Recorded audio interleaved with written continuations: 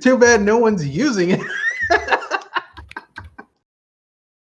So you think it's going to last till the end of this year? Because since Google likes to. Oh yeah, they do. Haven't you seen that website that has that list of stuff they just got rid of when it was doing all that?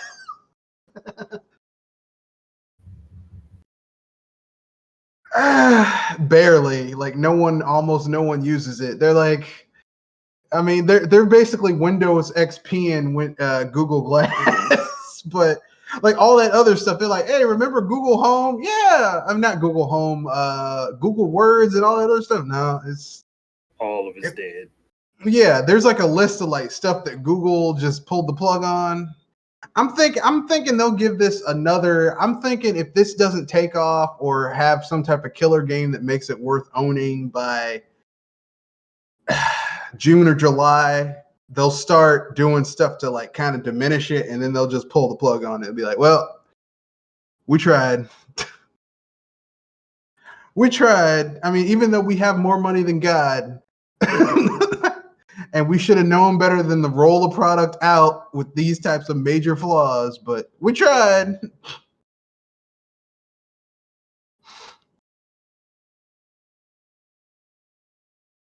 So I think it's picking up me and Red, but I'm not. When I'm listening back, I don't think it's getting you.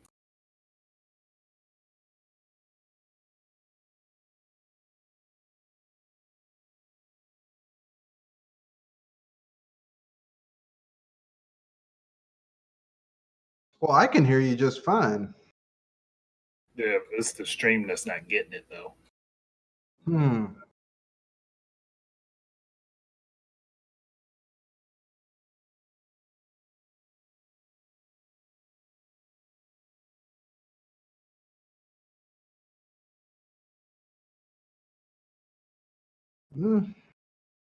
Okay.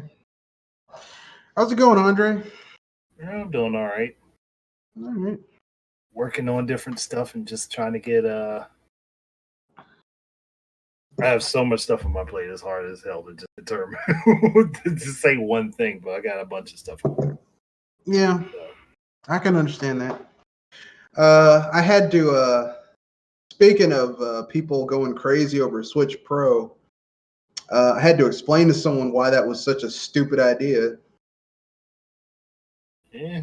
And I don't know why I had to explain it because I'm like, that's basic business. Switch is almost 3 years old. Why would they split their fan base, their consumer base, into multiple bits and pieces? Not to mention, if they're going to put that type of money into upgrading the hardware, wouldn't it be better just to hold that back and save it for the stuff that's coming out in 2.5 years? Yeah, it would make more sense to do it that way rather than trying to rush it together. You know, not to mention that hardware revisions and hardware additions tend not to do that well, have never done that well, really. No, they don't. Like, even if you look at the PS4 Pro and the Xbox One X, they're revisions and they're still not doing as well as the base model. Base models. Yeah. I mean, I don't, but you still have people, man, there's going to be a Switch Pro. I'm like, seriously? I mean, are you just saying that because you want to get kits, or do you actually believe that? Because if you actually believe that, we need to have a chat. Like a serious chat. I can hear you. I don't know if Andre can hear you, though. Well, I hear both of you, but okay. I'm trying to see if the stream hears it. Okay, Kanoshi can hear you. Okay, cool. Can you hear Shadow? I'm pretty sure you can hear me and Red, but can you hear Shadow? Shadow Fox Infinite.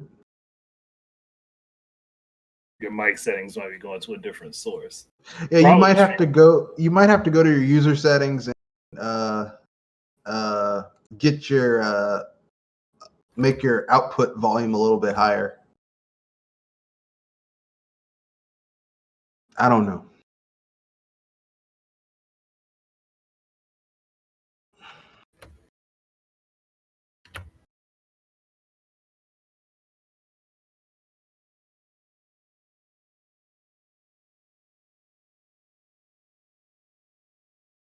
Doesn't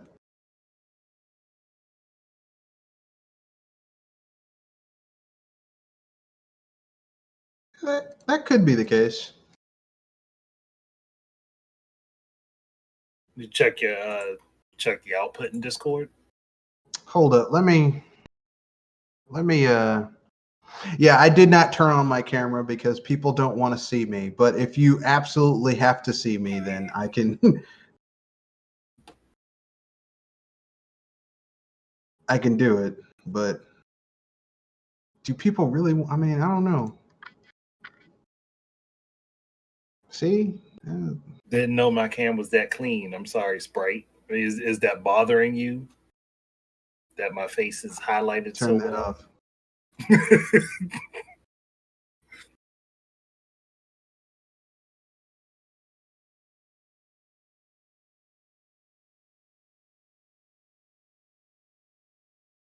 All right.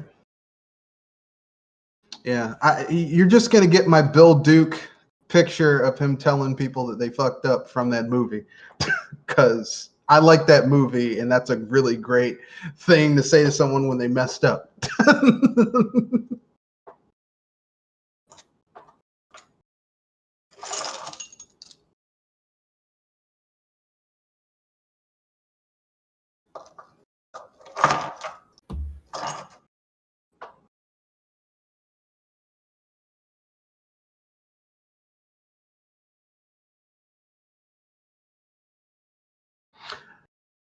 I've been using Discord for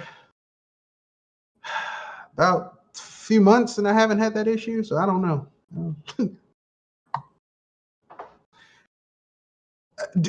Does your webcam have a mic? Because that could be what is causing the issue.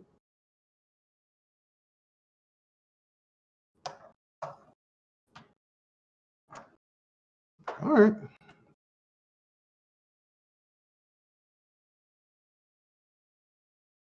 I don't know, man. It's technology. It's weird like that sometimes. The other thing would be OBS might be having problems. Like it might not be getting the right thing. Eh.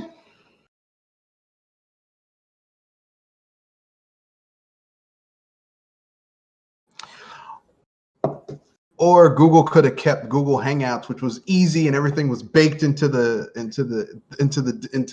software, and you didn't have to do anything. Just yeah, I don't know why I don't know, but Google Hangouts had to die so that we get Stadia, which Makes I don't no think sense. that wasn't a fair exchange in my opinion. Honestly, it didn't make any sense to kill live hangouts anyhow, because it could have been used for Stadia if they were really thinking about it. But yeah. No, it's Google, man. Google has so much money they can afford to make mistakes. There's a difference between affording to make mistakes and just being dumb. Well, I mean, they have a virtual monopoly on so much other stuff. Like, they have that, Google is a huge search engine, and the advertisements they get through that. That they can afford to be like, they got that Microsoft Xbox. This is clearly a failing console, but we're gonna keep on throwing money into this incinerator. Either way, I look at it, I'm just like, if you wanted to do Stadia and you already had the idea that you want to have live streams set up and you want people to be able to join during the live streams and play with the people that are streaming, keeping live hangouts makes more sense, because then if they join the hangout, they're joining the game at the same time and it's all connected. Yeah, you're right, but see, that makes sense, man. I don't know what's wrong with you trying to make sense of Google stuff, man. You can't make sense of Google stuff. Apparently, you can't make sense of anything, and anything you try to make sense of, people get mad about. Yeah. That would have made sense. That would have been perfectly made sense. But see, that's Google. That you can't have things that are perfect and make sense around here.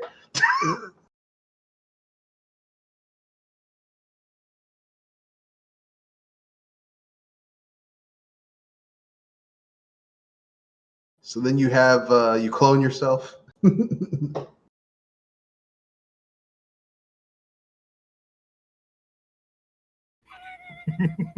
All right. Shadow clone jutsu. Yeah. So, how many echoes do you hear? I hear no echoes. I don't hear any. I hear no echoes. No echoes. Does anybody hear me in the chat? I can hear you, but I hear no echoes. Do you guys hear a shadow over the stream?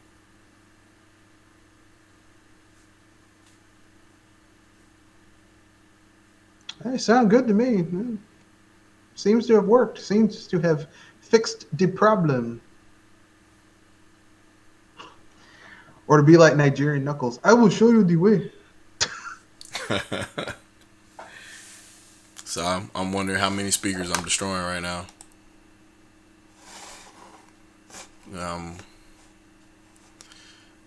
I want to test it myself over here, but I don't. Oh, he said they can hear me now. Yeah, you sound good. All right, they're saying you're coming in loud and clear. So on paper, this shouldn't work. Like this should be looping, and if you follow the logic of how OBS is supposed to, it should be a feedback loop. But it works. How did I fix the problem? I broke it because what I'm doing right now should not work. It shouldn't. Look, man, don't ask questions. Just if it works, it works. To me, it seems like you got one sound feed going one direction and another going the other, but they should be collapsing on each other, and they're not. Yep. Okay. It's the weirdest thing. So, but yeah, I got these. This is my first Discord, I guess, which is interesting. But I guess everybody back in the chat. And test it out. I guess I need to do some fucking introductions or some shit. This is a ShadowCast, right? I guess I can start introducing people and shit. I mean, I think we already beyond. We already beyond introduction. Yeah, we well beyond. We don't. So welcome to ShadowCast 38 Part 2. I guess. Yeah, you're gonna have to change the title. Two-part it like last week. You're gonna have to change the title into a part. Yeah, the title gonna have to be changed. So. I'll if I can even do it, I probably should do that right now while I'm here. But let's see if I can change that while I still have it up. Oh boy! So so I have with me Mr. Red Fox, who just disappeared. Yes, I did. You get Bill Dukes telling people they messed up. Yes, and I have the game idea guy. We're here. The oddly logical guy that comes up with crazy ideas. It's weird. How can I do that's a duology that shouldn't exist? But again, my name isn't Super Metal Dave, so I guess that's why. Oh, come on, man. That's kind of rude. That's kind of no. See, so I don't normally do videos about people, but I've had the urge to do a video about him specifically. Yeah, he does keep on pulling things. It's like, why do you keep on building up people? Because they're people. He has a following base. He has a follower base that listens to that. It's like, hey, man, I heard a rumor of a whisper of a rumor. I was like, didn't you say this like 5 months ago? You said this exact same thing, but you changed one or two details. Exactly. I said, you all you guys subscribe, whatever. I got the alert boxes and everything up, so you'll get credit for it. It'll show up on the screen and whatnot. And hit the damn likes. Get this up. All of you 15 people that magically made it back here for part 2, we appreciate it. I'm sorry I dumped about a good 10-15 people, but I mean, I had to try this shit, and it was a ShadowCast. When is a better time to try it? So yeah, do it now. Other than live on air, see what works and what don't. Yep. Yeah. Yep. That's one way to fucking figure it out. So I am I'm drinking pretend alcohol right now. So what you guys been gaming on? Because I know I just told y'all I ain't about shit.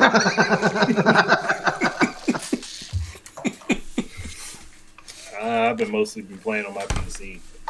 Just been playing PC stuff. See, yeah, and I ain't about shit on that either. So I go and I look on Steam and I'm like, man, I spent like $200. Yeah, I'm not yeah. playing that shit no time I'm soon. sitting here looking at my damn It's- Steam account worth like $3,000. I'm like, how the hell did I accumulate this Yeah, much? Steam is like going to a party, getting drunk, and then waking up next to some chick. You're like, what? Really? Really? Like, what the fuck happened? Like you look at your Steam account. You're like, I bought this, but I actually did buy some good games. I bought Star Control Origins, which is that game that got taken down because the people who were making the other Star Control game got mad. They were like, how dare you make a Star Control game, even though like the guys who made this game are the ones who made the original Star Control games, and some other guys making the new one bought the right. It's convoluted mess, but they worked it out, so now you can get it again. I got it for like $5. I got Vestaria Saga 1, which came out in 2016, made by the original guy who made the original Fire Emblem. Been playing that. Yeah. Okay. Good stuff. Good stuff. So yeah, you know, if the new Fire Emblem is too easy for you, they released one on Steam that's the old school one that just holds you down and kicks you in the crotch 4 or 5 times if you make the wrong mistake. Oh, you brought winged units? Well, here's some archers that just popped up and killed your character, and there's permadeath. Enjoy the permadeath. Yeah. It is a way of life in the older games. And this dude's like 70 years old. I'm like, dude, you just like making games that kill, that just destroy people, don't you? He likes to torture people. It's fine. It's fine. You know, give him that. Let him torture a few souls. He'll be okay. Yeah, I've been playing those games for a little bit. Been enjoying them. Bought some other games, like old goodies that just kind of like, you know, like games that I really wanted to get, but they finally went on sale because, you know, once you get into PC gaming, you don't want to buy anything at full price if you can avoid it. Nah, that's how my daggone library got so heavy and is so expensive. Yeah, I know I haven't even spent close to $500 on how much stuff I got. I just wait for the Steam sales. I'm like, oh wait, this is only that and Fanatical, because they have like bundle sales that are really cheap, like $3.99, and I got 10 games, and I gotta get this. And then they go help you. They're like, hey, you searched for this a while back. It's on sale. They do. Or you added this to your favorites list. It's on sale. Fanatical's like Costco. Fanatical's like, man, I'm just in here for paper plates, toilet paper, and paper towels. Yeah, I need this stand mixer. I totally need this. It was only $150. Normally this retails for $500. You walk out with a pair of 26-inch rims. You're like, well, how did this even happen? I don't. Well, I mean, you know, like I'm joking, but I got some wall clippers from Costco for like $39.99.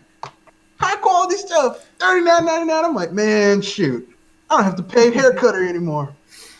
And before you judge me, I don't get anything fancy done to my hair, and I got tired of going to the black barber shop with my girlfriend dropping me off when my car was on the fritz, and the dudes just looking at my girlfriend like they've never seen a woman before.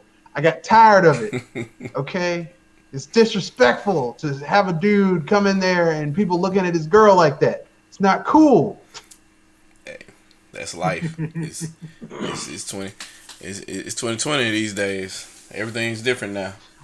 Quantum L in the chat is he asking, have I seen the Dell Alienware? Yeah, I covered that earlier. Frankly, if you follow me on Twitter, you saw how I felt about it.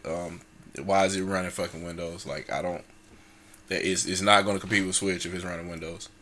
So that's kind of. The thing is, though, there've already been companies that have done stuff similar to that anyway. You look at GPD; they have their own little micro game. Yeah, piece. GPD Win.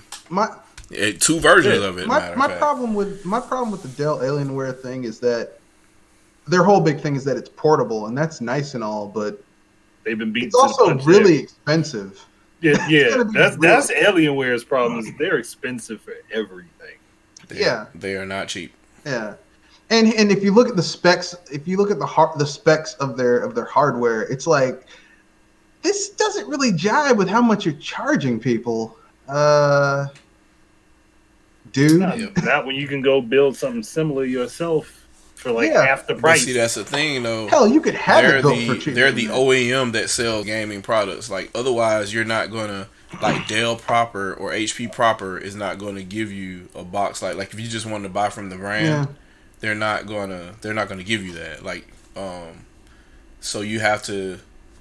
You're like, hey, well, if I buy this Alienware laptop, it'll have a workstation GPU in it, and that's something either extra you have to buy or order as a custom order for a business. Yeah. Like, it's not. I mean, personally, no, go ahead. Sorry. I was gonna say I still don't give Alienware the pass because you got iBuyPower out there, you got CyberPower out there. Yep.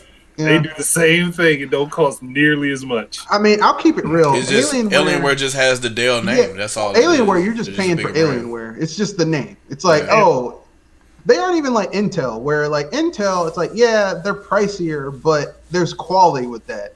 Alienware, it's like you can get the same specs other places and pay 30, 40, 50% less. And it's like, like, dude, you just want to turn me around and just take me, huh? I look like a punk to you, huh? Because you got the big head logo on the box. That's why. Yeah, so that whole situation, I'm sitting there looking at it, and I'm like, why are people saying they're interested in this? Like, Rich talking about it, he wants it. I'm like, what the fuck are you gonna do with it? Like, you already got a gaming PC. What are you? So you're gonna play PC games on the go? No, like, then he's just gonna complain that it's not as high quality, it's not as good. I was about to say something. How annoyed they are. I was about to say something really rude. I was going to say the people are going to get this, and then they're going to complain about what they had to sell in order to get it. And they're going to get rid of it and buy what they got rid of in the first place. But no, I'll tell you what. We've had those individuals before. I see what you did there. You know what they're going to do? They're going to buy. Someone's going to buy this. They're going to do a YouTube video, and they're going to realize that the performance isn't nearly what they thought it was going to be. Because at the end of the day, it's still just, what is it, a laptop?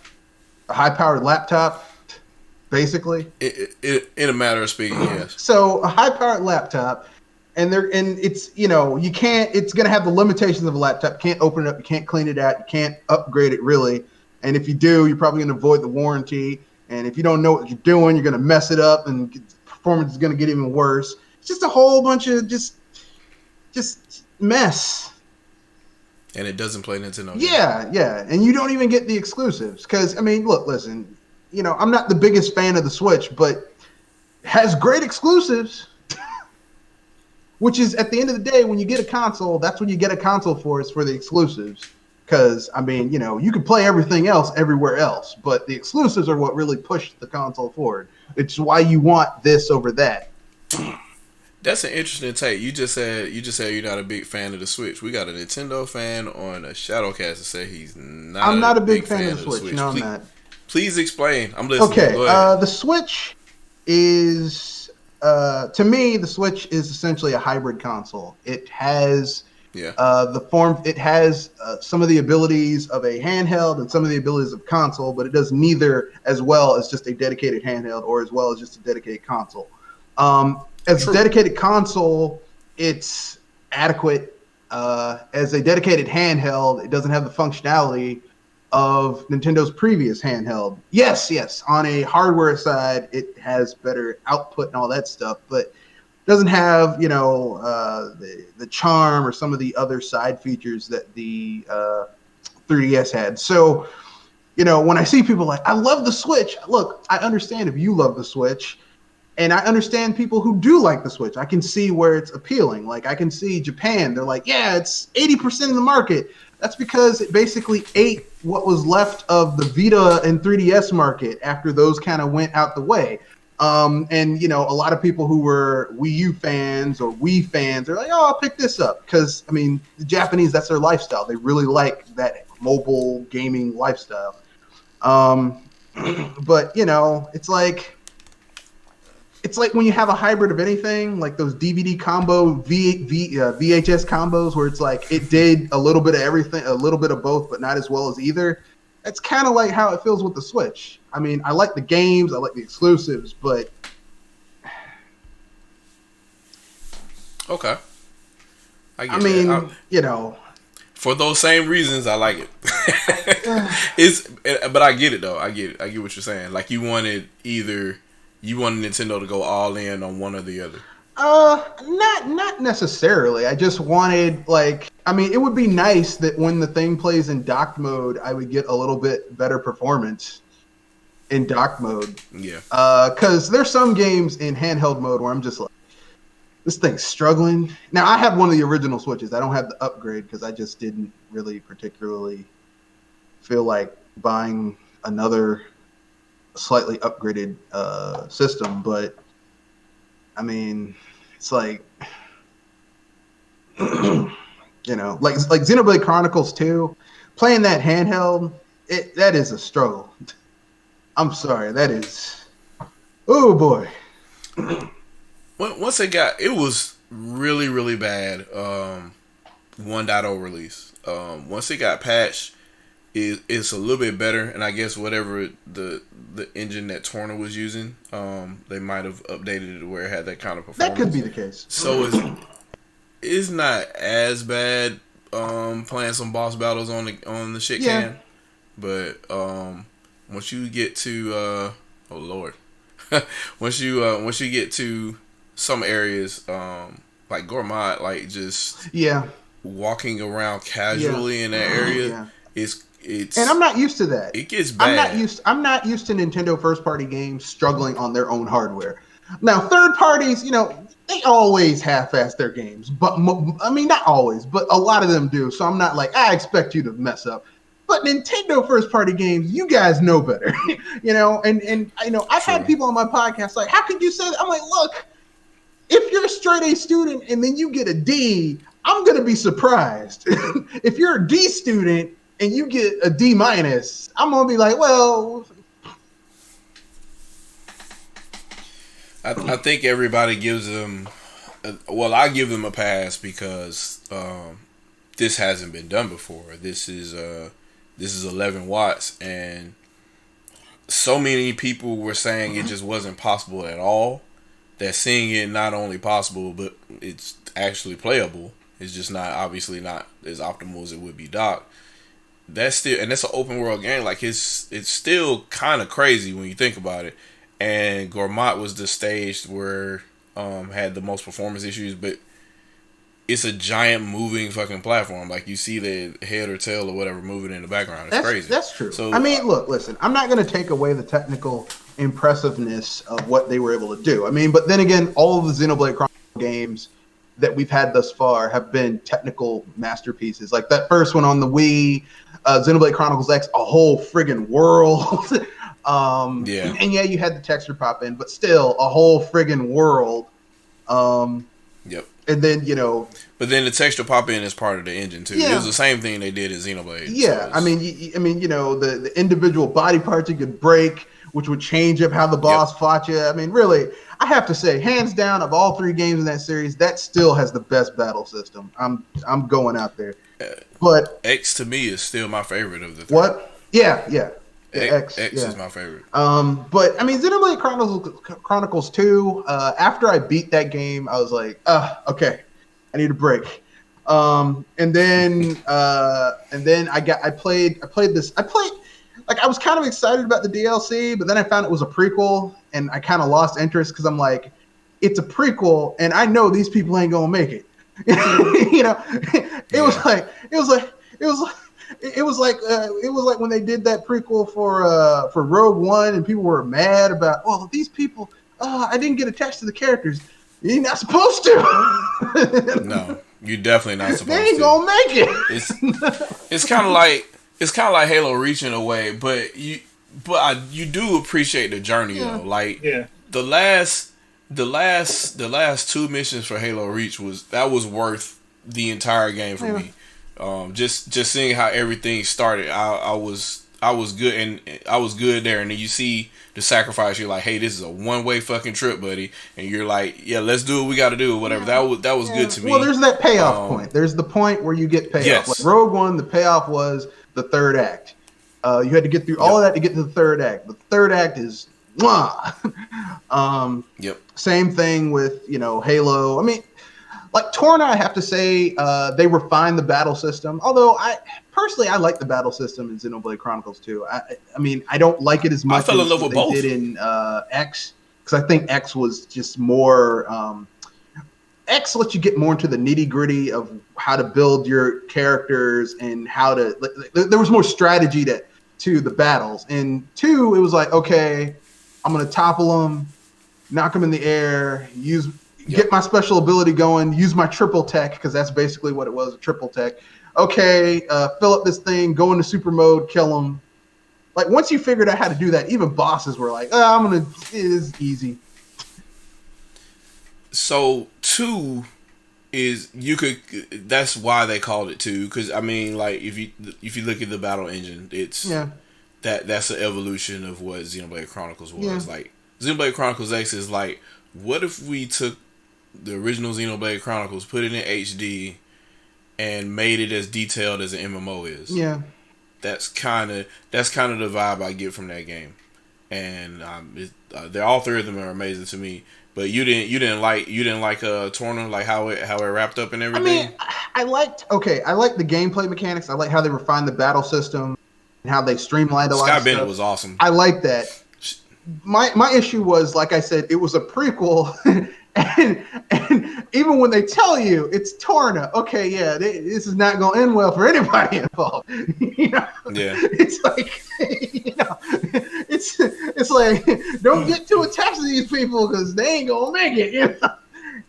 But they foretold a lot. They foreshadowed a lot in that game, even though you didn't need it foreshadowed because it's all bad. Yeah. And it still kind of hit though. Like when it happened, you're just like, fuck. I mean, I have to give it to the Xenoblade games. Whenever they have something horrific happen, you feel it. In the first game when everything turned to shit and your whole world was rocked upside down, it was like, damn. Xenoblade Chronicles X, there's a certain point in that game where it's like, damn. 2, same thing. I mean, there's that moment where things just go bad, which doesn't bother me. I'm not, I like emotional storytelling in JRPGs. My only thing my pet peeve with Xenoblade Chronicles 2 was just how in some ways it was a step back from Xenoblade Chronicles 1.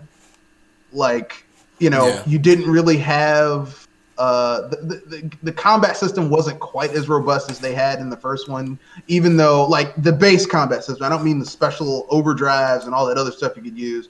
Those were cool. See what else? The lack of how you had all those different outfits you could wear in Xenoblade Chronicles 1. In this one, it's like, well, what you see is what you get. Get out of my face.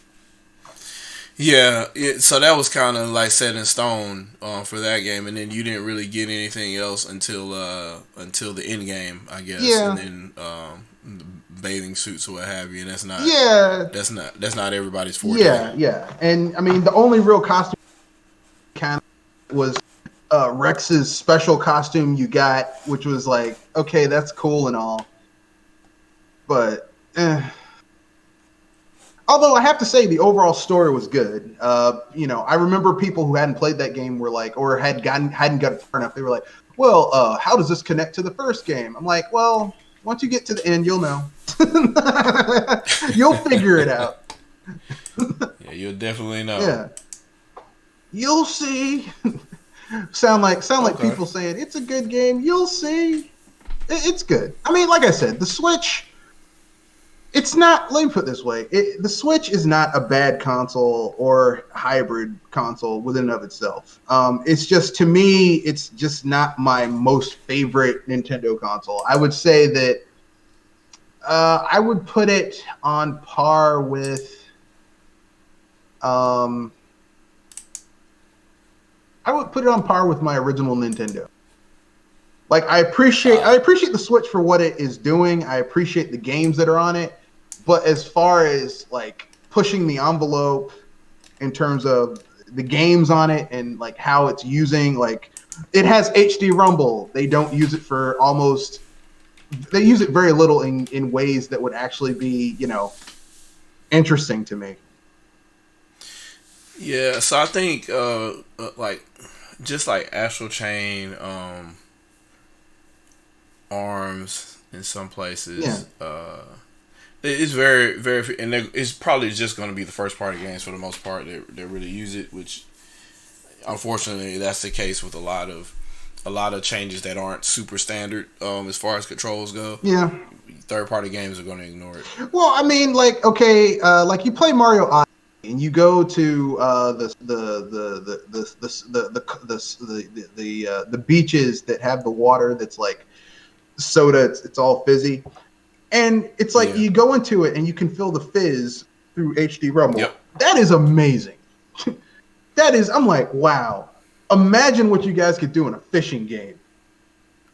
Yeah, that attention to detail is pretty good. No fishing game? I mean, I think Sega did a fishing game on the system, but I don't think it uses Nothing HD Rumble. like that. But I mean, I'm like, man, such a missed opportunity. But I mean, look, listen, for people who enjoy the Switch, like die hard enjoy it. I'm not gonna be like, how dare you enjoy something? Because you enjoy it. It's yours. I can't tell you how to feel about something. I can only tell you how I feel about it, and people can either agree or disagree or say, "Oh, I can see where you feel that way," and then move on. Yeah, so I want to make 2 disclaimers real quick. Yeah, I know it's gonna piss off everybody in my mentions, but Nintendo does achievements. Please don't say they don't. Nintendo Switch Online works. Don't say it doesn't. Now, if there's stuff you want to add to it, if there's features you would like to have, in addition to being able to connect online, then voice that as such, as your opinion. Like, please don't objectively say things aren't there or things don't work when they do. So that's a lot of back and forth that I've been seeing going on there. Who's saying it doesn't work? It works. I mean, it's basic, but it works. I mean, it's not like Sony going down for months. I've been getting it sucks, it's broken, it doesn't work. And I'm like, y'all might want to look at the maintenance windows for Xbox Live and PlayStation Network. Y'all might want to look at those. Xbox Live is, I mean, I'm not going to say it's the premier online. I'd say that for consoles, it's pretty good. Sony's is trash. I mean, even without the maintenance, like it's always getting hacked, and like almost every year you're hearing, oh, like 20,000 accounts, their information was hacked. I'm like, really? I mean, Nintendo's is basic. I will say I think it's basic. I think it's basic as heck, but I mean, it's not getting hacked. It's basic by design. Like you can't even max out the bandwidth on it. No, like it's got an 802.11 AC part, and you could get a full gigabit worth of bandwidth out of it. I think the max on the radio theoretically is 400 to 450 megabits per second, I think. But you're not getting more than 50 megabits per second out of that. I think one of the guys in the chat, I think he mentioned that he finally got 60 megabits per second down on it, and I'm like, dude, you're living a good neighborhood if that's the case, because Nintendo's locking that shit down. Yeah, you can't get more. I can't get more than 25 on a good day. Going down on there. So, and even when they like, well, if you use what was that they said you have to use a wired connection with the but even with wired, that's all you're getting. Yeah, even then, if you don't have really that, it's like, well, maybe. Yeah, so I mean, to me, like I connect everything up. I'll get disconnect issues and stuff like that, and then I'll go online and I notice that there's a maintenance window, and I say, oh, okay, and then I try again in like a couple of hours after the maintenance window is gone, and then I'm good. Yeah. And that happened like maybe 3 times this past year that I noticed. I mean, like I said, it's basic, but it gets the job done. Like here's the Yes. thing: if it was basic and it was, you were constantly getting your information hacked, like Sony, I'd be angry. And Sony has the temerity to have stuff get hacked, and then they charge you extra. They charge you. They raise the price of their online when it's constantly going down and getting hacked. Yep. That's Because particularly it was $50 a year, right? I think it was. It was originally 50, and then they raised 60, and then they raised it to 70 for PS. Jesus. Yeah, man. it's. That's ridiculous. I mean, like, here's the thing: if it was 70 and it was like Xbox level and it wasn't getting hacked, I'd be like, okay, fair enough. But it's getting hacked and going down, and people's information is getting stolen. I'm like, come on, man. Lead platform. That is the console leader right Look, now. we all know why people got the PlayStation. They want to. They stream Netflix and they stream Netflix and Amazon Prime. Okay. Everybody switched because everybody was on the 360 bandwagon. And then as soon as everybody found out, hey, the PlayStation 4 is going to be $400, everybody got a PlayStation 4. And so you got all these people that were pro Xbox so bad, like 360 was so great, and they dropped it like a bad habit. Well, no, I mean, what really happens is Don Matrick opened his well, there was that and too. like literally, like Microsoft, all they had to do was deliver a product and not shoot themselves in the ass. And they did. They emptied the full clip and then put another clip in and emptied another full clip in the other cheek. And then at surprise, I can't believe people aren't buying our products. It's like, well, you shot yourself in the ass on that one. I can't. And Sony sat there and saw you shoot yourself in the ass and said, I don't think we should announce we're doing the same shit they were going to do. Yeah. So they're like, yeah, let's cancel that. Yeah. Well, and look at that. We win. Let's pretend we're not going to do it. But they're doing the same stuff. The DRM, the always online, the check-in so that you can utilize content. It's still there. Yep. Trinell just said the fact that Resident Evil 4 remake doesn't use motion controls on Switch is a travesty. Yeah, why would you ignore that feature? Like I guess they were really trying to rush that out. Like why would you not put motion control aiming on? Like it was on the Wii version. Like look, why wouldn't you? I mean, it's the same reason Nintendo released Twilight Princess on the Wii U with the GameCube controls. And not the option to have motion control. Because I don't know about you. I personally like motion control. I like the motion control version of Twilight Princess. I don't like the GameCube version. Yeah, I have the Wii version. I need to acquire a GameCube version. I mean, I got both, but I prefer the Wii version because the flow is better and it's especially the fishing. The fishing is really good. It's just in that game and Skyward Sword is just so weird that Link is right-handed. So I have to I don't know. I have to fix it in my brain. I'm like, hey, this left-handed guy. Really? Let's just pretend. Let's pretend that we're turned around. It's just one of those. I never had that issue. Of course, I was like, my favorite Legend of Zelda is Link to the Past. So it never was like I was never thinking about it when I was playing that game. Well, the majority of that game, it looks like he's right-handed because you're standing, like you're 3/4 over and he's facing towards you instead of, it's kind of weird. And then,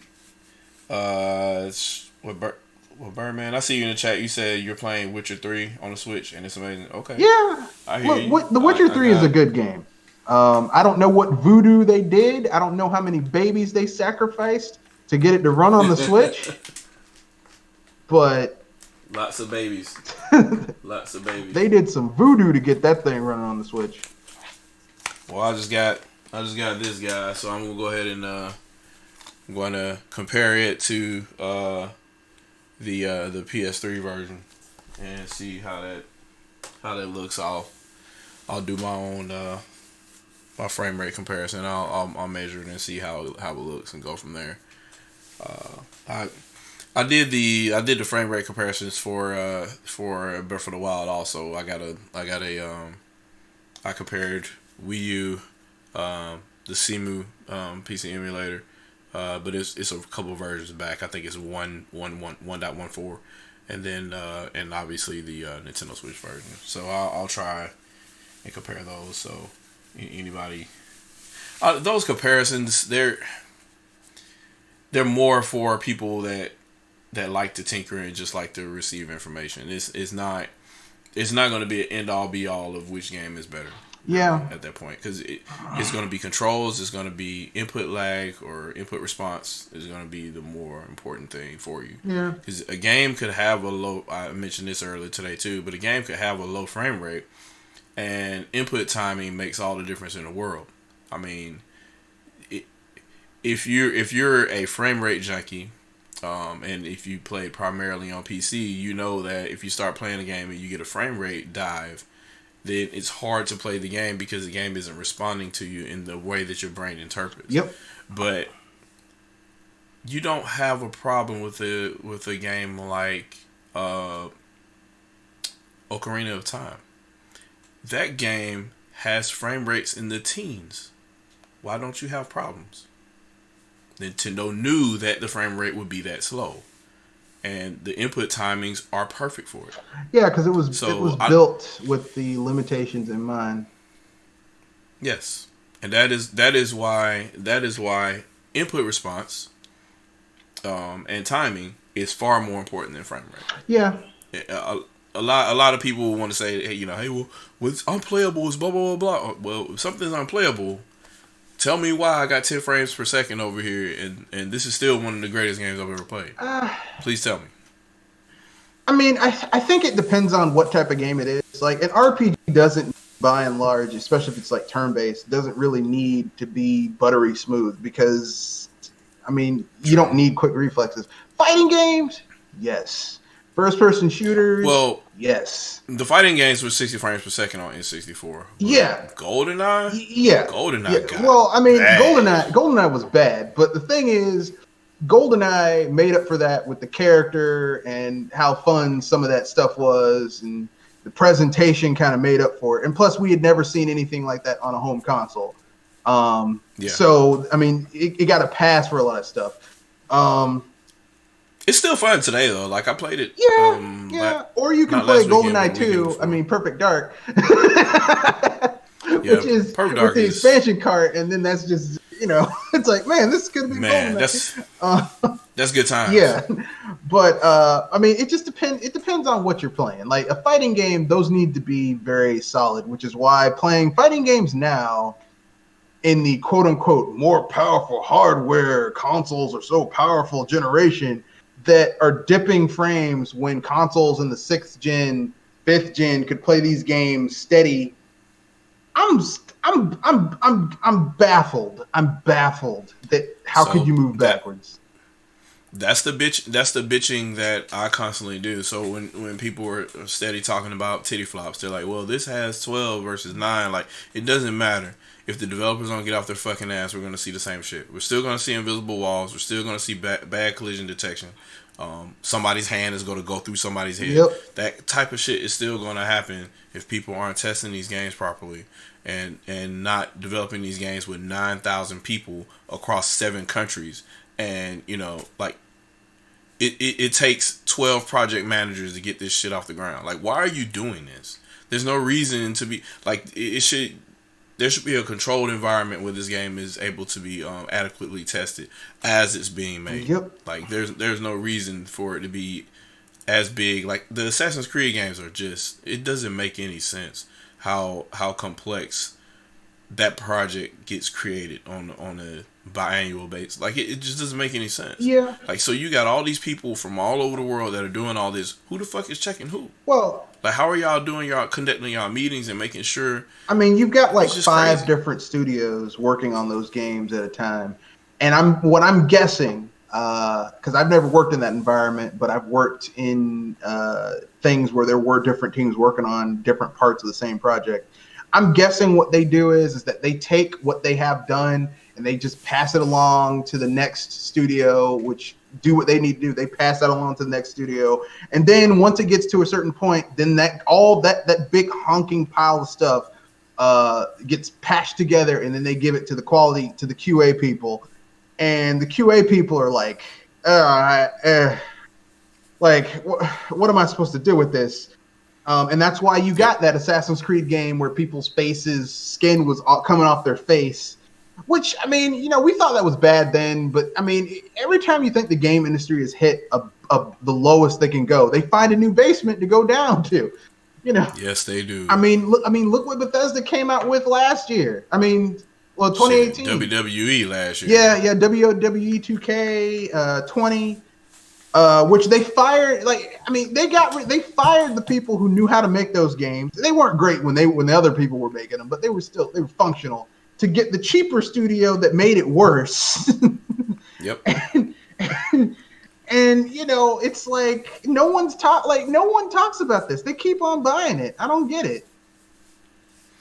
Yeah, it's just I don't. So that's why the whole discussion to me, like, about next generation, I'm like, the only beacon of light was, and I said this on the previous ShadowCast, was that Mark Cerny was talking like this should be the new standard. Like, so he's like, hey, so we got these SSDs, right?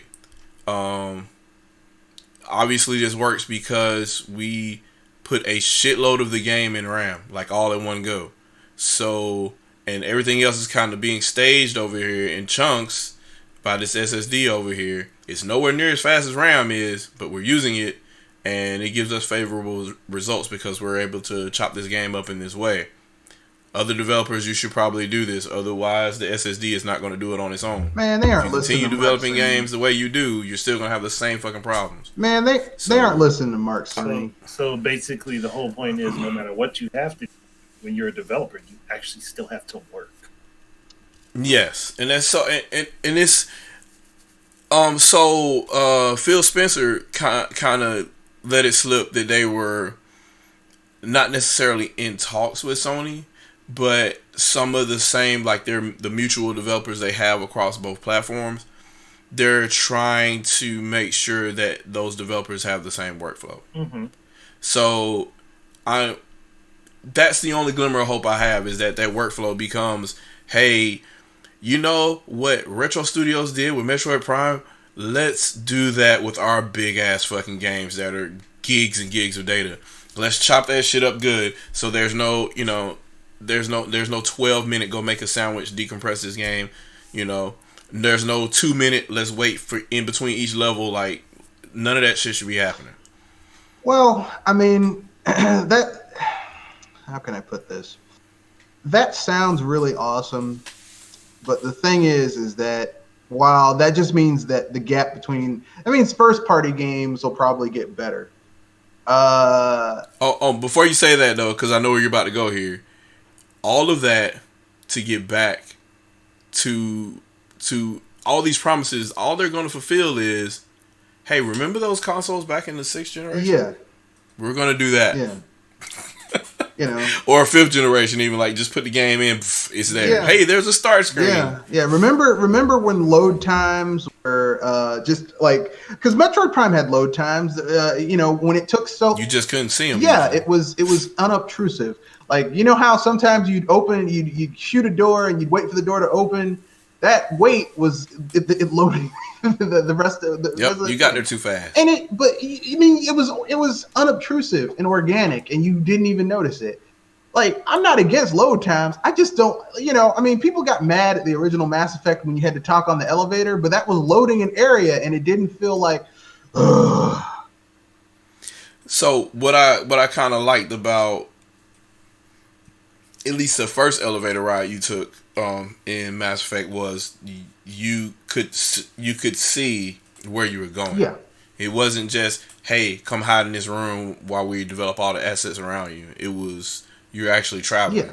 So we're still streaming the data in. We're just controlling it so you can't move somewhere and shit gets fucked up. And you could have conversations and make choices, and there was gameplay going on. Yes, it was stationary, but there was still something going on.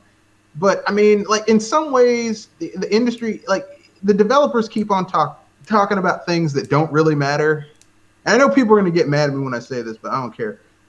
Man, it's ray tracing. Look at these graphics. Look how much. I'm like, look, man, is that making gameplay better?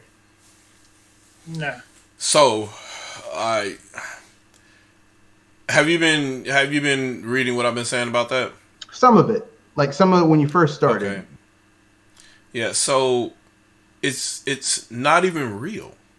So the ray tracing that Nvidia is doing, top high end, the latest card is supposed to be coming out is the 3000, right? Even that is an approximation. There's an SDK for each type of asset that you want to perform raycasts on. And you pick and choose which raycast API you want to use throughout the scene of your game. The first thing that should tell you is, why do I have to pick? Why can't it do all of them at once? Well, you can't. So you have to pick and choose what you want to do. If you just want to do certain light particles for something that's obtuse, if you want to do light particles for something that's translucent, if you want to do light particles for water, for your diffusion, or either be through the air or through water, or your refraction, any of those type of effects, you have a different API just for those. So you mean to tell me they've been lying to us? They're giving us faux ray tracing. So you mean to tell me you need a data center for these damn developers and all these little cheerleaders who keep on running out? Yeah, this is the future. This is gonna be everything. This thing is gonna fix your dinner. It's gonna park your car, wash your car, go get your groceries, teach your kid how to swim. What it's going to do is going to approximate what a fully ray trace scene would look like, right? So if you were able to do, diffuse on a bump mount surface that's a little bit opaque, a reflective surface like a mirror, and a little bit of water here in this one scene, and you just come around this corridor, and those are the only three materials that you're really interacting with at that point, those three sets of materials would look damn near photorealistic. All right. Those would. Well, I mean, that's... You can't have an open world game and then implement that, because then you'll see where it fails. Because there are all the other materials, the sky itself, and how light travels through the atmosphere, it won't be balanced. Yeah, but, I mean, my question is this. Aside from a game where you absolutely need, photorealism for certain scenes, how, like, I don't understand how that... I mean, like, here's the thing.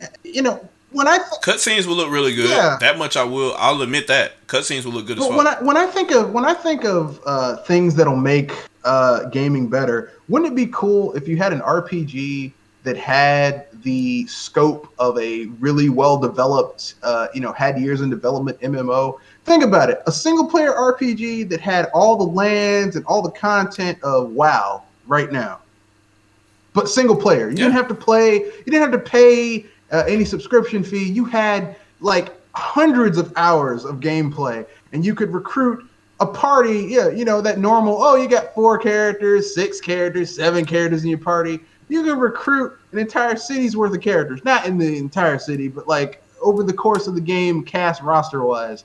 Insane. We gotta make this scene look better. Look at the sweat glistening off this guy's we getting raided. I appreciate it. I appreciate the raid. There's VC is trying to raid the chat here. We'll see what happens here. But so the ray tracing is interesting because they're going to sell it to you again.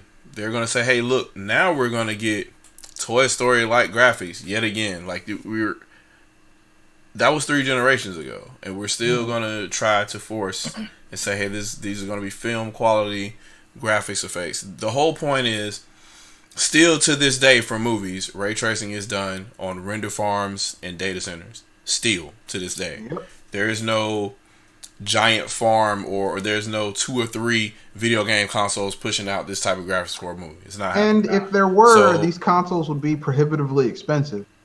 They would be prohibitively expensive to own and prohibitively expensive to get games on because the games themselves would have to code for that, and it would be like like only the most wealthy. Bill Gates would own one of these consoles if he was so inclined to play video games of that quality, but no one else. So when I hear these buzzwords get thrown out, you know, that hey, well you get the SSD, so you get faster loads or what have you. And I'm like, that's up to the developer in individual games. That's not necessarily true. Then you talk about ray tracing and you're like, well, it's not real ray tracing. So, but we're gonna get an approximation of what's up, VC? What's going on, man? I appreciate you in the chat, man. I see y'all doing y'all raid. I appreciate it. Any raids I can get, I'll take them. Works for me. But anyway, I can get just fuck up the whole chat. Who cares? Anyway, I can get it. Yep. But it's crazy to me that we go from basically lie to lie, as far as them trying to pimp these consoles. And I'm like, why don't you just say this console is significantly more powerful than the one before, and we're going to try our damnness to make sure that, hey, maybe collision detection won't be absolute shit. Yeah. Maybe you'll play a game and you will have to hunt for an invisible wall. Yep. Just maybe. That would be nice to have. If you develop an entire game world, it should be fully interactive. That type of situation. So yeah, if they focus on that, like the world would be more believable. That would be lovely. If they did more physics-based stuff and more AI-based things rather than just graphics, or trying to make this polygon shine the prettiest out of all the other ones that are looking like turds around it.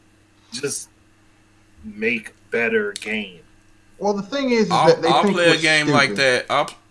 I'll play a game like that in 720p. Yeah, you give me all those fixes. I'll play that in 720p. The thing is that they think gamers are stupid, and they think gamers are stupid, and they're like, well, you're too dumb to, and because average gamers don't know about that stuff. Like, I didn't know ray tracing was fake. They're basically emulating ray tracing, but it makes sense once you explain it. But I mean, that's what they're hoping that they'll just spout out marketing buzzwords that sound cool, and you'll go with it. You'll just for the most part, is just Joe Blow consumer gamer isn't going to take the time to research it. They're not going to take the time to find out how these things actually work. So yeah, they'll hear it like, oh, that sounds like the next cool thing. So I'm going to jump on that bandwagon, and now I'm supporting this flag because this has that, and that doesn't. And I mean, to be fair, I mean, it works.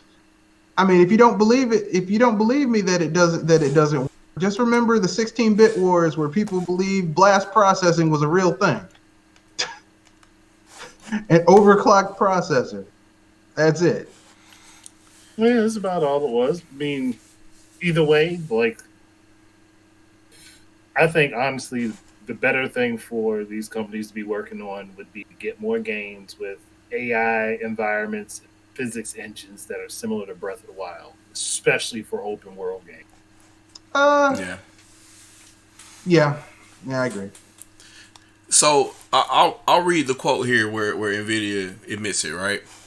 They say, while ray tracing has long been, quote unquote, the future or holy grail of computer rendering, we are now seeing the advent of consumer GPUs which have enough compute capability to do interesting ray tracing workloads in real time. Note, they don't say ray tracing. They don't say full ray tracing.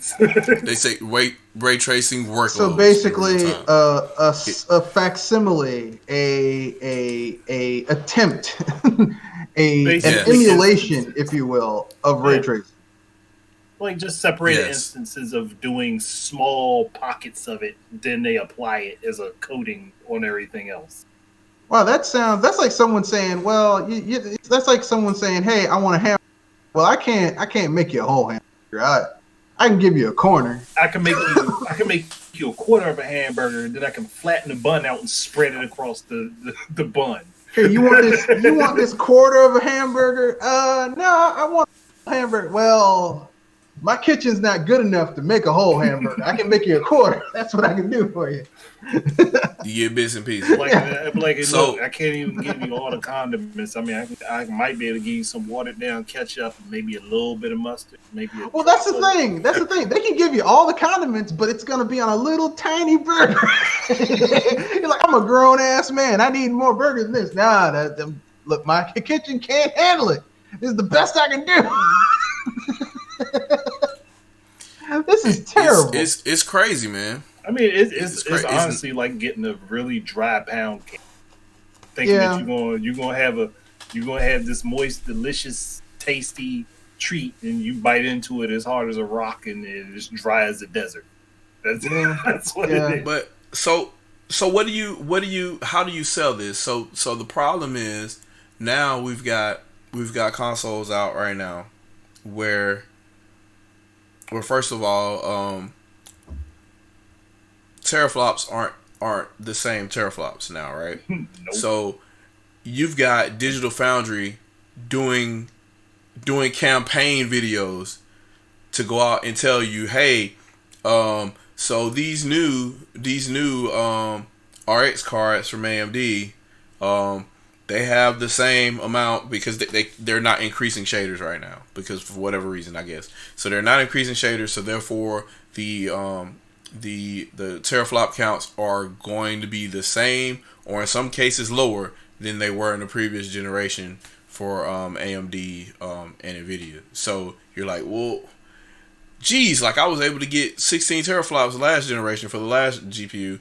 This new GPU is out and it's only 8, and you're going to tell me that the game is going to be better? And they're like, yeah, so because we changed the math in the games and the approximations are better with some of the shaders. And I'm like, oh, so what you're saying is, depending on the implementation and who wrote the game, all shaders are not the same. Isn't that what you've been saying? Just saying how many teraflops? Isn't that what you've been saying about Nintendo for years?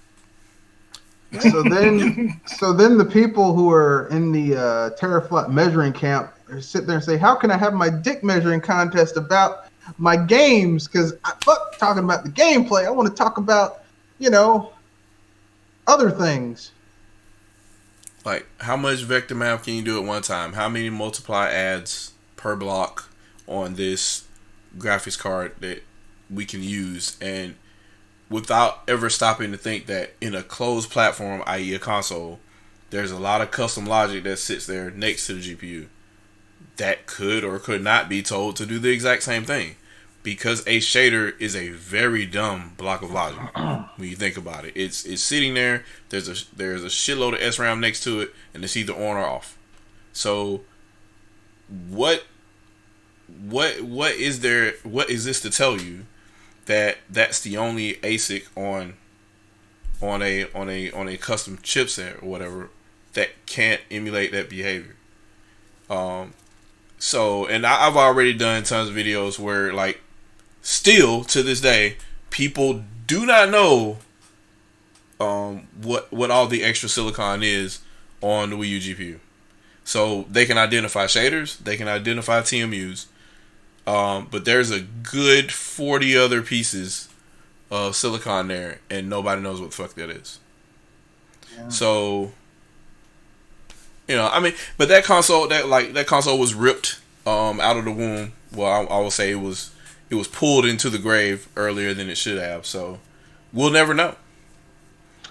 We'll never know. Yeah. We'll never know how it would have been fully used or what have you. So it's like that old adage from the Tootsie Roll Pop: the world may never know. Pretty much. That's kind of where we are right now. So so we're at a crossroads again where they have to sell us. They're like, hey, God damn it, I think we're gonna give you 16 gigs of RAM, maybe.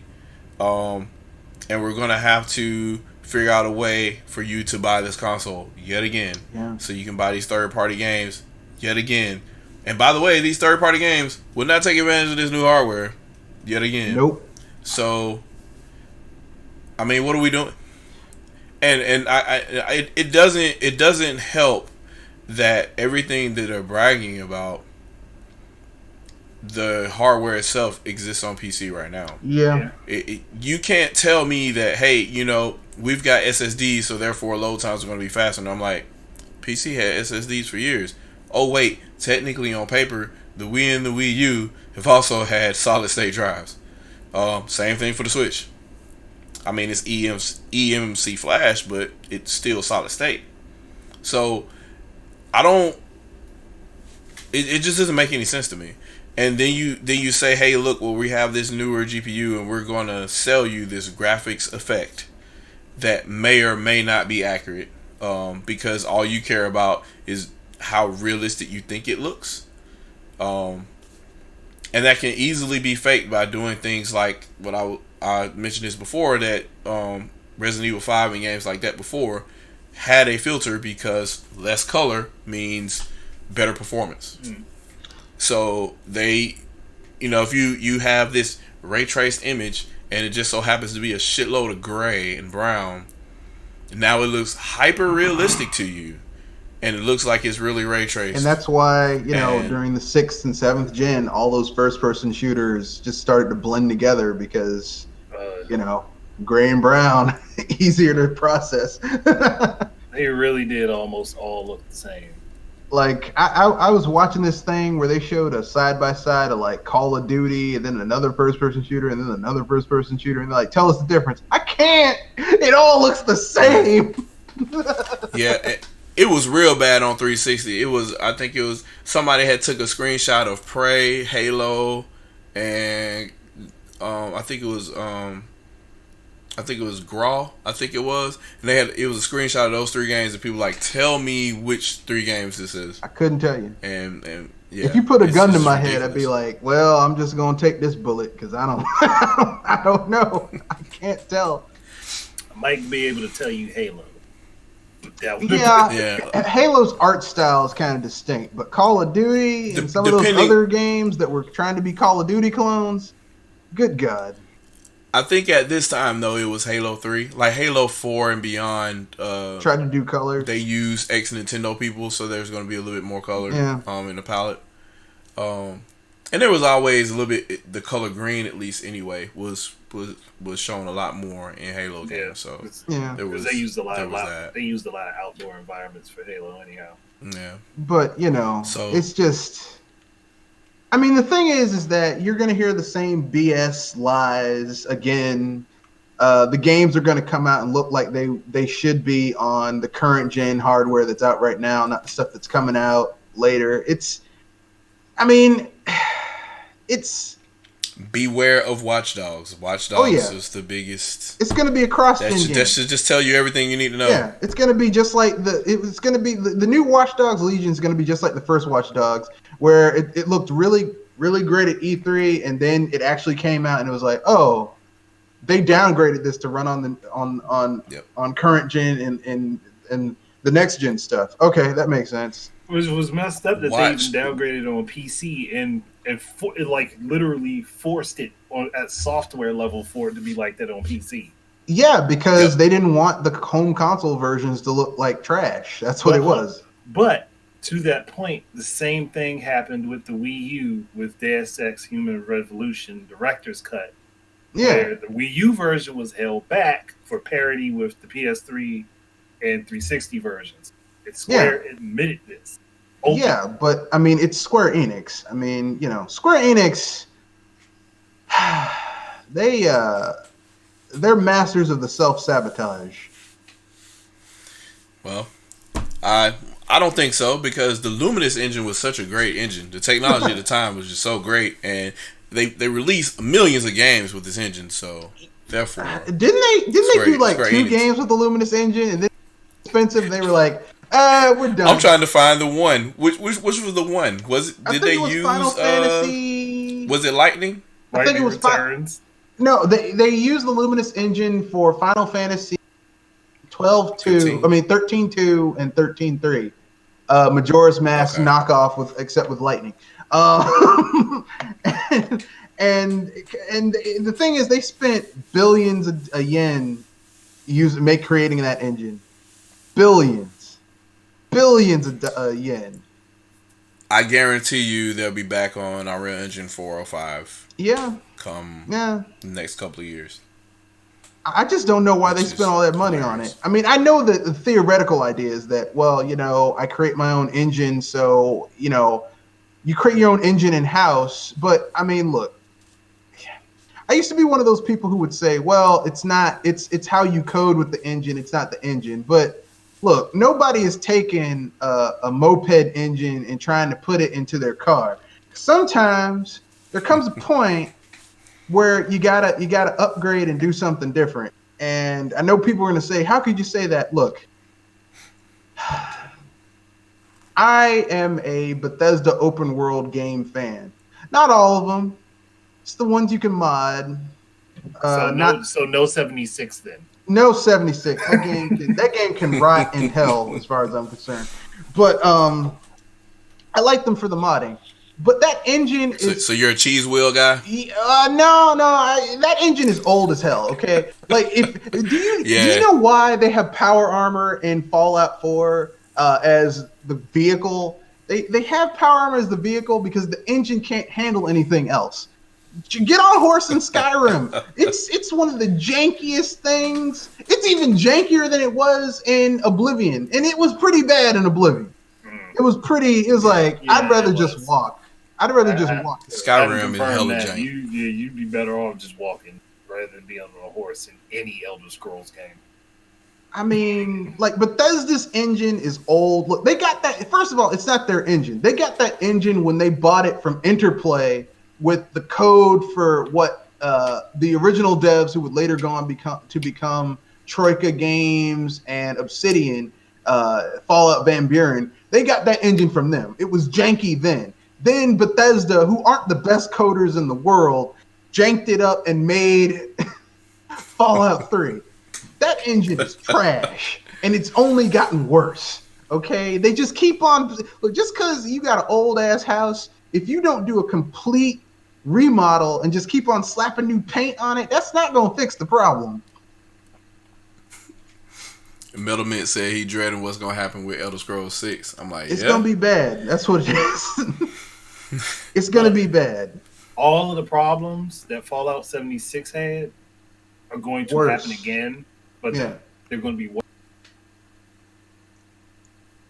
Yeah. Well, outside of the advertising scheme that went horribly bad, I hope they don't attempt that again. But you want to know why? You want to know why Bethesda won't change their engine? Everyone thinks it's because it's cheaper to use an engine that they can use in-house. No. They won't change their engine because they rely on modders who have a passion for these games to fix their games that should not be coming out in the state they're in to fix them for them. I mean, why should... Listen, you're not lying. You're not lying. I own a barcade, and if I had a chef in the kitchen who always sent out food that was just bad, but there was someone like sitting in the bar who would go back there and fix the shit, right? Why would I, and I don't have to pay them, they'll do it for free. Why would I stop them from doing that? I'm gonna let them do it. To pay them, just go and do it. Yeah. That's what Bethesda does, okay? Bethesda, they are banking on the modding community fixing their games, okay? Because Bethesda has never released a game that was in a quote-unquote completely playable, bug-free, or at least acceptable state. The first Elder Scrolls was broken. The second Elder Scrolls was broken. Morrowind, even, I'm talking vanilla. No mods, just straight up the way it was meant, quote-unquote, meant to be played. Broken. All of them. Broken. Bethesda doesn't release games that are in good shape. They can't. I truly do believe they are incapable of doing it. Like, if Bethesda released a open world game created with that engine that was not broken, the world would end. The world would end, the earth would cease to rotate on its axis, and I believe the second coming would come. So, that being said, after all that bitching, you know what the funniest thing is? All that information that I just shared about these consoles and how they're trying to dupe you into buying them, that complaint should come from other people that aren't going to buy the console, because my dumb ass will still be standing in line in November. So I'm going to be there for both of them. That's just what I do. I always that's mind. because that's a choice, though. You're choosing to do it knowing what you're going into. Other people don't know what they're going into, and just I'm a glorified beta tester. I'm gonna let you take that bullet because I ain't doing it. But then that's also how what was it? But I didn't buy the mid upgrades though. I didn't buy either one of them. Not a PS4 Pro or Xbox One X. So I'm a launch period type guy. That's also with this false advertising. How Sony got caught up with the PS Vita for false advertising. And people actually do find these things out and actually understand what's going on. Yeah, they will riot, they'll sue, everything else. That's why I'm thinking Microsoft got on top of doing that xCloud stuff like a hot minute, real quick, because their quote is "play anywhere." You can't play anywhere. Go figure. You know, I think the xCloud is Microsoft basically hedging their bets, because if their new Xbox doesn't do all that well, and the doll's gonna be like, to hell with this, and they're just gonna move everything into the cloud anyway. Yeah, it's a backup plan. I mean, Microsoft, the Xbox doesn't really have exclusives anymore because you can play all those games on PC. So it's like, I mean, like, it's like if you have a decent gaming PC, you have no reason to own an Xbox, because your gaming PC is an Xbox, because all those games can also be played on the Xbox. And if you have an Xbox One controller, it is an Xbox basically. Like at that point, you can't even argue that they're exclusive to Microsoft because they're on Steam. Yeah, a lot of them. Yep. But that was just a smart move, because those games. The thing is Microsoft kind of overplayed their hand, because they were like, man, we got this really strong brand that you spent billions to grow, to basically paying for exclusives. That's not how you grow something. Because once the money dries up, people will be like, bye, and they go someplace else. Yep. Epic might need to learn that lesson. Yeah, you would think. Well, despite all the money they spent, Steam is still kicking their ass. Like they took Tencent's money so that they could get basically get a launch pad into China, right? That was the big deal. The thing is that Steam is still kicking their ass in China. It's weird. It's like they spent all that money and they just threw it out the window. I wish they would have given it to me. I would have done something with it. Steam is the more well-known name. That's just how it is. They're the bigger brand. Well, and plus Steam has had years to make mistakes that, Epic came out the gate doing, even though they had Steam that made the mistakes already, so they could have avoided them, like having an actual, digital cart so you can buy multiple games at a time. Something Steam's had for like 15 years, but Epic still just got it just a few months ago, last year. Mm. And before anyone says how do you know, I bought one game from the Epic store because it was a game I was really looking forward to, and it was exclusive to them, and I just didn't feel like waiting, and it was The Outer Worlds. Yeah. And before anyone says anything, yes, it really is that good. And so, I like it. But yeah, the Epic Game Store is trash. It's really bad. Except the only thing is that like they're giving out all these free games, but the problem is that if you have Steam, you probably already bought these games anyway. So it's just like, well, I can either play this on Steam or I can play it through Epic. Either way, it's the same game. Yeah. Okay, so go ahead, Andre. No, I was just agreeing with them. Like, because it's not like back in the day where different platforms could have different iterations of the same game. Like that Spider-Man game. Something, yeah. On the fifth gen. Spider-Man, Ninja Turtles. Yep. Everything's the same now. There's no Turrican. Console exclusives. Yep. Well, no, Turrican. You had different versions of Turrican. Yeah, no, that's what I'm saying. You had Turrican, Mega Turrican, all the Ninja Turtles games. Yeah. But nah, everything's the same. Battletoads was in some cases too. Yeah. Like minor things would change. Yeah. It's all the same. each game had like each game when it went to if they had to put it on different platforms, they tailored it to the platform they were putting it on. Sometimes that meant exclusive stuff for one platform. Yeah. Sometimes that meant that you had an additional mode on a different platform, and it just worked out. Some extra levels, a different area. But sometimes you had a completely different game, like Aladdin on Sega Genesis versus Aladdin on the SNES. Yeah, two completely different games. They played very differently. And that was, I mean, they're getting away from that, but I think that was a good thing because it gave you an incentive to play certain versions of a game over another, or or get both of them. Get both if you were lucky, because a lot of us we didn't have both consoles. We had to. Your parents were like, "Look, didn't I already buy that shit? I already got you." remember back in the day, your parents, every console was a Nintendo, even if it wasn't. Your parents were like, "Hey, didn't I already buy you a Nintendo?" Like, but this is a Sega. It's different. Nah, it's a Nintendo. I already got you a Nintendo. You down there playing that Nintendo? Playing that Nintendo. It's like, okay, well, but that was the fun of it back then, though, because like you think about it. If every game was the same, then we would have never ended up with Contra 3 and then Contra Hardcore. Yeah. Or we would have never ended up with Super Castlevania 4 and then Castlevania Bloodlines. Castlevania Bloodlines or Rondo of Blood or the Castlevania I already said.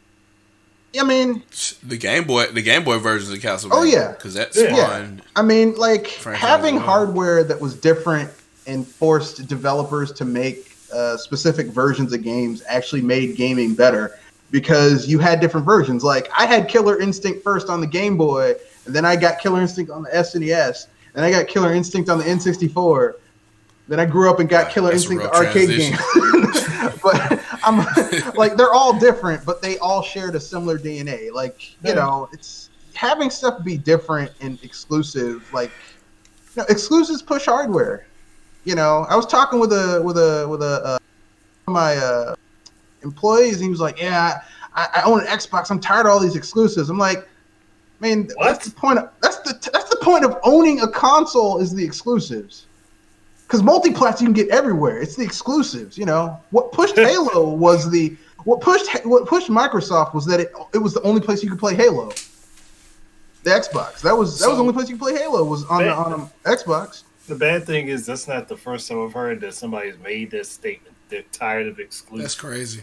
Well, because they're mad that a lot of the Xbox are also going other places, so it diminishes the value of the console in their eyes. That's on them and what Microsoft's game plan was. I'm not going to be like hating everybody else because their consoles got some exclusive games and mine don't. Well, I mean, it doesn't make sense to get mad because that's the whole point. It's like getting mad at a restaurant that you like to eat at because they have a dish that they only prepared there. It's like, that's the whole point of having an establishment that makes something exclusive to them because they want you to go there. It gives value. It increases the value of you going to that one place versus going someplace else. It's the reason why people go to a certain grocery store over another. Even though that other grocery store might be a little bit farther, they might have better produce or a better butcher or a better meat section or whatever, because it's exclusive. It's better over there.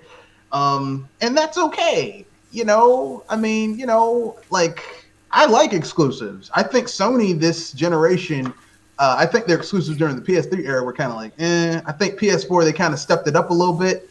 Like the only reason I'm getting a PS4 is because they got Persona 5 Ultimate coming out. That's it. That's coming out in March. I'm getting a PS4 just for that game. Man, Sony holding that franchise hostage. Yeah, they are. They're not they got in the closet. They got its dog with a gun next to it. Like, if you say anything, this dog getting it. I mean, Sony's holding on to Persona, and Nintendo's holding on to Shin Megami Tensei. I think Sony's got the better deal because Persona's more friendly. Shin Megami Tensei is hard. It's not. It's not.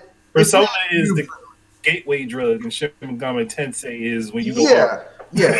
Persona is weed, and Shin Megami Tensei is meth. It's very, very like Shin Megami Tensei is a very harsh RPG. Like Persona will give you a happy ending if you know how to get the best, make the right choices, everything like that. Shin Megami Tensei, even the happy endings suck. Yeah, they It's like, man, give me this downer of an ending. Let's see. Metalment says his friend is excited for MLB The Show going multiplat. I honestly don't see the point. Yeah. Like, but whatever. Hey, it's going multiplat. I mean, if you like baseball games, I mean, more people. I think honestly, it's buy, probably the only baseball game that's even stuck around. Well, I mean, you've got Kunio. I mean, you've got Power Pros from Konami, but those are more arcadey / RPG fusion type games. EA had triple play, but they just quit. Yeah. Well, when EA has to compete, they can't do it. That's why NBA Live lost to NBA 2K because they had to compete. They're like, we can't, we can't get the exclusivity license for the NBA. So nope, we just quit. We can't compete. Well, honestly, I wish there were more arcadey sports games coming out rather than just simulation style. Like, yeah. The sad thing is that the one arcadey game that I really loved back in the day from EA, they hold the rights to and they won't do anything with, which was Mutant League. Oh God, I would love another. I miss those on old Sega Genesis and Super Nintendo. Just give me another. Hell, I'd even take another Tecmo Bowl, really, at this point, because that's the only football game I'll play. The last one for that came out was on 360. Yeah. It also came to PC, but the one on the 360 wasn't as good as the ones, on the NES and the SNES. I played it. It's just it's not as fun. It's like the joy of juking and just destroying the computer for no reason. Ray's World TV most of the plays in it are so super straightforward and they're so easy. Yeah.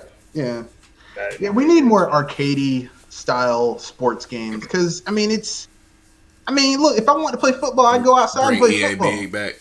What? EA Big. Bring back EA Big. Yeah, but it's EA, so I don't trust them. Well, no, this is before EA completely fell in the crapper. Oh, okay. Well, EA now. I'm just like, now I wouldn't trust them. I wouldn't trust them to be able to throw a rock through a window without bouncing back, hitting them in the face. I wouldn't trust them. I wouldn't trust them to watch my pet rock. They'd lose it. They'd be like, I don't know where your pet rock went. I lost. Look, it got up and walked away. Yeah, I'm like, it's a rock. Well, I don't know. Ray's World TV says we need another Def Jam. I would like another Def Jam. Yeah. Because Def Jam was in the AKI style wrestling games, wasn't it? Oh, it was like a beat 'em up. AKI did those last two. It kind of blended. It was a blend of it. 2K is definitely getting comfortable being the only basketball and wrestling games. That's true. There needs to be some competition there needs to be some competition just to keep them honest, And that's the problem with it. Like, this is back in the day. We had different companies making the different wrestling games, and everybody had a different platform they made them for. Yeah. It was a different project. You had THQ did most of those games on the N64. Then you had from Japan, you had Fire Pro, which was more like hardcore technical. Then you had the more casual stuff that was more arcadey from like, I forget who, but it was like a third company. I want to say LJN, but it wasn't. No, but even I don't think it was LJN. Even back then, LJN became THQ. Yeah, but even back then, like even if you were just to look at the WWE wrestlers, they had different companies making the games. They all came out around the same time. Oh yeah, but for different platforms. Different platforms, different companies making those games. They're all different. Even the games that tried to be the same were different. Like that wrestling game made by Midway that used their Mortal Kombat engine. It's kind of weird. It was different on the Sega versus SNES version. Oh, I know what you're talking about. Yeah. I can't remember the name of it, but I know what you're talking about. Yeah, I mean it's you know, those, I mean, exclusives and having stuff made from the ground up for a platform was better back in the day. I know it's not, it's cost prohibitive to do it now because they want to just make something they just want to make something mass market and then brute force it onto the hardware and then just slap something shows up, just slap a patch on it after the fact. Yep.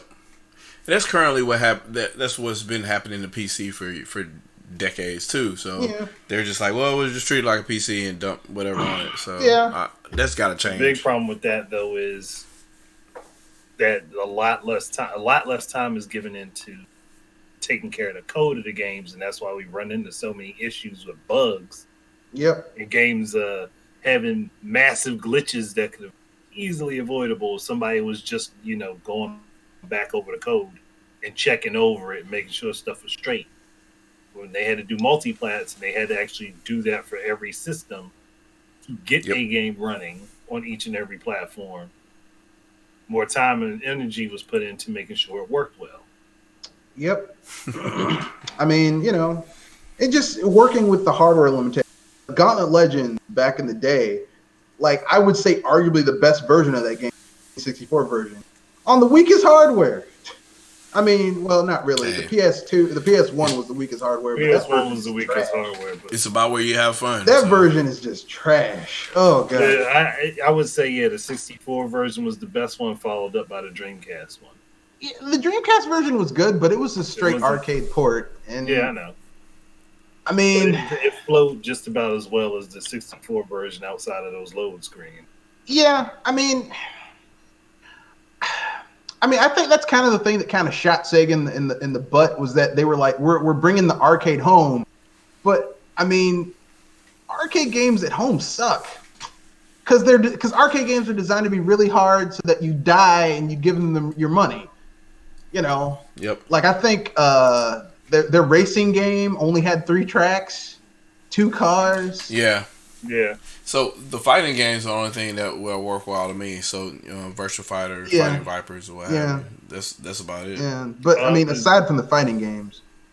All right, there's a question. Does the PC version of Vanquish have the updated version like the PS4 one that's coming out? I don't know. My assumption is that it's going to be kind of just like I think it's the same way with Bayonetta. Not certain, but I think it is the same way. And if it's not, honestly, I don't think it would be that hard to bug Platinum a little bit and Sega and say, "Hey, can we get these updates?" I don't know. I'm not entirely sure. We have to check. I don't think there's anything reporting it right this moment, but yeah, I'm not entirely sure. So either one of y'all going to get the one of those newfangled gaming machines in 2020? Y'all looking for the ray tracing? No. All of the trace rays. I mean, considering that like 80% of the games will be hitting PC, like it'll probably be cheaper just for me to get a new graphics card and just get it on PC. So I dropped that bomb in my timeline, and that kind of pissed some people off. But I mentioned that, hey, like if we're spouting all this shit about specs and whatnot, right? 9 times out of 10, what company is going to take full advantage of said specifications? Is it going to be a third party, a second party, or a third party company? 9 out of 10, it'll probably be first party, right? Yeah. So, and to do that means you gotta make a first party game to take advantage of specifications on your first party hardware. At that point, spec whores have to admit that for them to take advantage of the quote unquote specs that they crave so much, they also have to acknowledge the fact that Sony and Microsoft are not a better first party than Nintendo is. Oh, hell no. No. Oh, so no. See, you rolled right into a point of I have a discussion that's going to be coming out either tomorrow or Friday Well, but Like nobody wants to mention that shit, but I mean that's just the cold hard truth. but you rolled right into my point about the Wii U and how it is quote unquote bad hardware, but it has quote unquote amazing games. Yep. How can you have good games on bad hardware? I mean, the Atari is pretty That's close. what I'm like. Well, sounds like the process great. My problem is, in order for those That's games, what it sounds like to me. In order for those games to be good the way that you like them, for them to be what they are that you like about them, the hardware had to have made that possible. That's true, but I mean, look. See, here's the thing. You said this earlier when you first got on. I'm a guy trying to make logical. I'm an illogical guy trying to make logical arguments. You're trying to make a logical argument against illogical people because what they want to do is just hate on this console because it was an underperformer for Nintendo.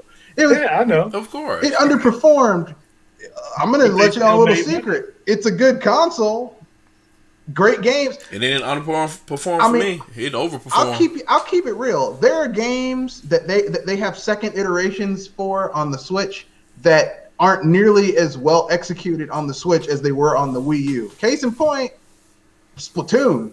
Splatoon 2 is fine on the Switch, but that second screen experience on the Switch on the Wii U, so much better. Clicking where you want to drop. Yeah, and how you use certain special abilities, and you could aim exactly where you wanted it to hit and everything. They're like, well, you can pull up the map. When that dude said that, I'm like, man. Yeah, but at the same time, you could do it seamlessly with the Wii U, where you didn't have to stop your action on the Switch. Yeah, with Splatoon 2, you become a sitting duck. With the Wii U, it was unobtrusive. With the Switch, it becomes obtrusive, which is kind of goes against inherently good game design. But listen, okay, I know the business truth behind it. Okay, they had to get the Switch out. The Wii U was faltering. They needed to wash the bad taste of that system out of people's minds and mouths. They had to get something out. I understand it. I mean, but I'm just looking at it. Even if you think about launch to launch, the Wii U was able to do more. Oh yeah, it had more available. Oh yeah, and it's like the only difference, the only major difference is the Wii U wasn't popular with everybody in the Switch. No, and third parties abandoned it very quickly when they gave. Myriad. Internally and they sat there and they rode the Xbox One after they fucked up the way they did, like that was their daddy. They were like, well, no, daddy will pull it together. Yeah, he spent all our rent money on hookers, gambling, but it'll be okay. Daddy will hold it down. No, daddy won't. But okay. It's and look, I understand that, Microsoft and Sony have always been good to third parties. We all remember the PS3, the way it was faltering when it first came out, and they just Wii 60. Yeah, they just they loved the PlayStation 3.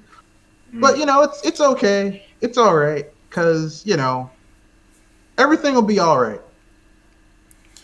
Okay, so if anybody has any further questions in the chat, go ahead and do so. If not, we will reconvene this conversation at another ShadowCast because I think we're pretty much about done here. I just the whole generation conversation just needed to happen because it's frustrating.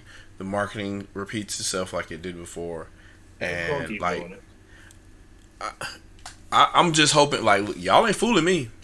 I'm pretty sure there's a bunch of other vocal people out there. Y'all ain't fooling them either. So we shall see. I mean, but apparently they fooled some of the. I mean, obviously they fooled quite a few of the bigger the bigger companies out there. They definitely fooled them by making sure that they got the message very clearly. Yeah, it's just one of those things. So, I don't have anything unless y'all. Well, I got one here. I think me see here. Yeah, it looks like Santiago is trying to post something here. He got held for a review for some dumb reason. He says they say Wii U was a shit console, but boy oh boy, they are begging for Wii U game ports to come to Switch. Yeah, and looking at the sales, they're buying the shit out of them. I mean, look, that's why I'm waiting. That's why I'm waiting. I'm waiting to see this. Star Fox Zero. I'm waiting to see this hit the Switch. I'm waiting. I don't think they deserve. I don't think they deserve. No. They deserve it. They deserve it wholeheartedly. Okay. So I want to see. I want to see it, but I want Nintendo to charge them $80. Call it dumbass tax. Nah. Make them pay. I wouldn't make. I would if I was Nintendo. I'd be like, I wouldn't make them do it. I give them a normal 60.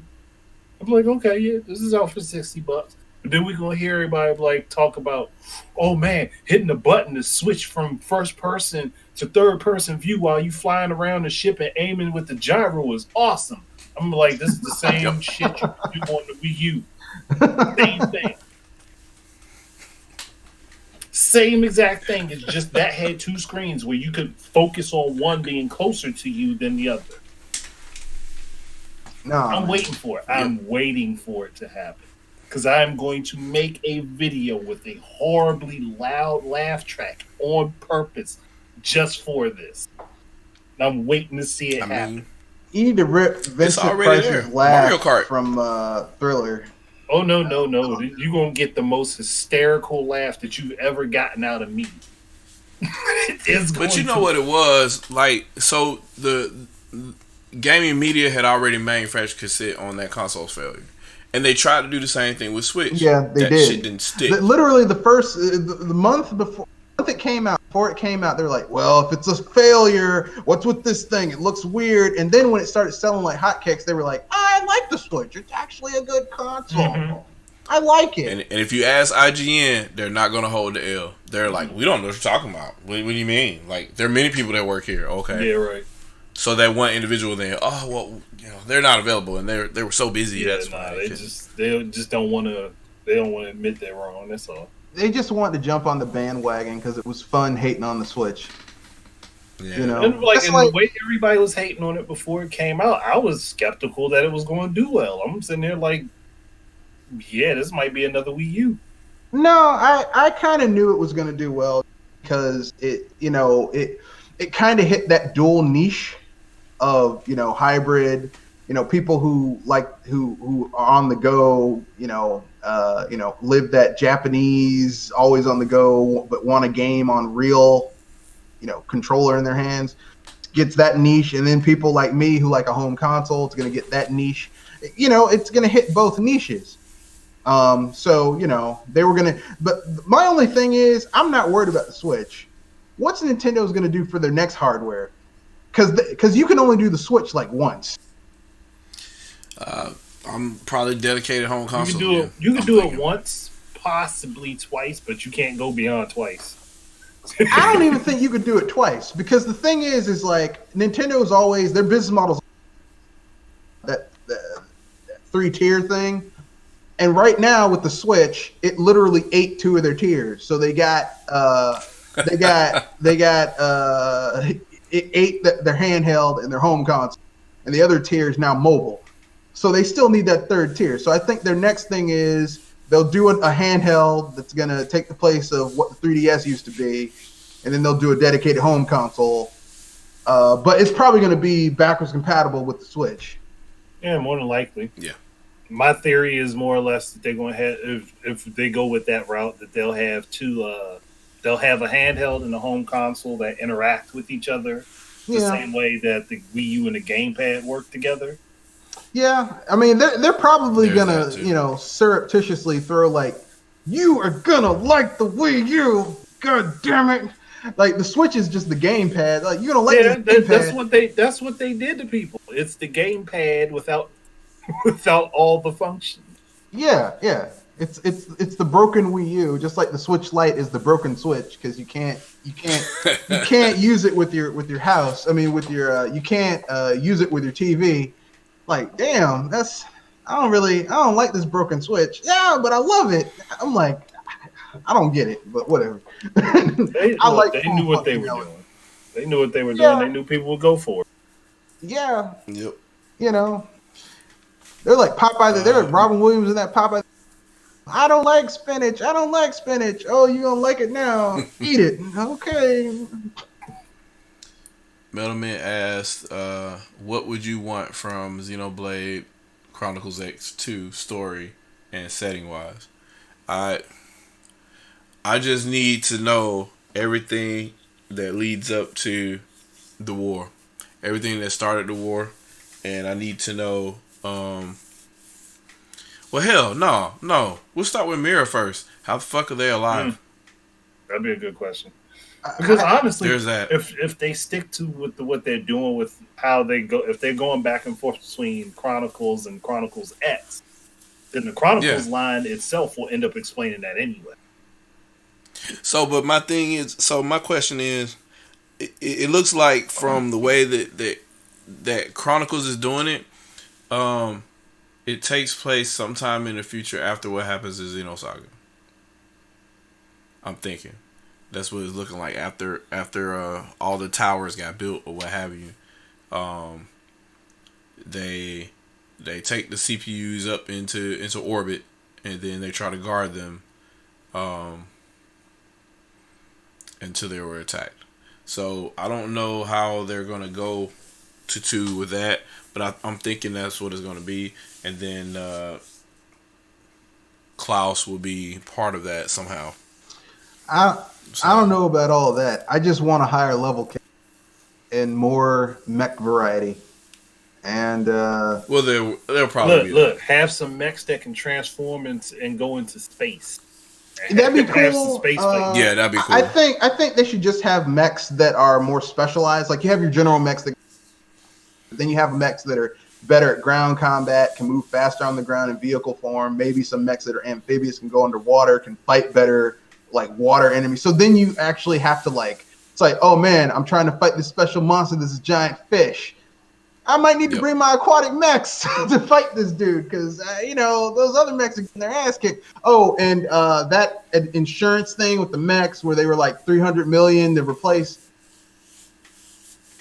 To hell with that. You want to get rid of that? There you go. But it's like, once you reach true endgame, though, like, none of that shit matters. Like, you using Moranium to do everything, like none of that matters anymore because you're making far. Oh yeah. Once you get your node set up right and you do all that, it like you have enough money, but getting to that point is just such a pain. I mean, I was like, we shall see. And then on top of that, like my normal things that I do in RPGs, where I can't beat this, I'll just grind. 60 level cap, can't grind. Got to grind equipment, which takes money and resources, which you got to grind to get. So it's like, broke my gameplay loop, but I beat it. It was tough, but I did it. Oh, and give us an expansion in the next game, because Xenoblade Chronicles X really could have used an expansion. It kind of did. It was in 2. It was so weird. Yeah. But, I mean, Elma fucking breaks that game, man. Yeah. She breaks that game. She ain't supposed to be there. That's why. No, she's not supposed to be there. And you just overdrive everything. Things just die. Oh, and if you have for the lack of a better word, I'm about to call that dude Shulk. I mean, you can actually have Shulk in your party too. So I had Shulk, I had Fiora, and I had Elma, and Mithra in my party, and I go into overdrive. And while I'm in overdrive, I then activate Numa. And Jesus, it's just so fucking stupid. It's so much damage, and I'm destroying everything. Like, and it's ridiculous. Like your evasion's all the way up. Everything you do, like if you do like any type of blade combo or whatever, you're killing anything that spawned, except for like maybe a super boss or whatever. So if he spawned any little creatures around him, they're all dead. And I mean, that game is just ridiculous. And you can continue doing that because you can keep on spamming. Yep. To keep overdrive alive. And, so it's. I mean, like I said, X was really good. I also liked how the story was expansive, but it was organic. Like you actually had to look for it. It wasn't fed to you like 2 was, where it's like, go here, trigger this cutscene. Like there was a lot of story in X, but you had to look for it. But it wasn't. And that's what hurt people because the story was about the planet. It wasn't about you. No. And the realization about what your character, like at a certain point where it's like, oh, well, technically the reason you don't have, well, spoiler alert, but fuck it, I don't care. The reason your character doesn't have any memories because you weren't a human anyway. Fighting robot, dummy. You're Mega Man. Essentially. Pretty much. Man. A badass Mega Man, but Mega Man nonetheless. You can actually shoot up. but yeah, I mean, I think it was really good for what it was. I think all the little side things you could do that could change the world, where your choices matter, like the water plant, where people get like infected with aliens, and like certain choices you could make could kill people or save them. I mean, I'm like, this is brilliant. There's a reason these people are the people who worked on Chrono Trigger and made Final Fantasy VI and Xenosaga and Xenogears, all that stuff. Bait and Katos. Yeah, they're a talented studio. What you want to add, Andre? Or was that it? I'm good. I ain't got nothing else to really throw out. Okay. All right. Shoot, man. I'm gonna go ahead and call it. We can, cause this has been a pretty long one, I guess. I guess it was pretty long. ShadowCast. It's about back to the normal time, back to the normal time frame about these days. So, considering I started pretty close to 10, I guess. But yeah. Mr. Red Fox, tell them where you are, what you got. Yeah, this is Mr. Red Fox, owner and proprietor of BS Busters. Do BS Buster casts every Wednesday and Saturday, 7:30 to 9:00 p.m. Eastern Standard Time. The cast on Wednesday is a fun cast. The cast on Saturday is a news cast where we encapsulate all the news of the week in gaming. So look forward to that. That's it. And occasionally I do videos, but BS Busters is most okay. And Twitter, or you don't? I do have a Twitter, but it's like I don't check it as often as I should. But you can at me at Mr. Red Fox 91 on Twitter. I also have a Gmail, but no one cares about that because no one ever uses it for some reason.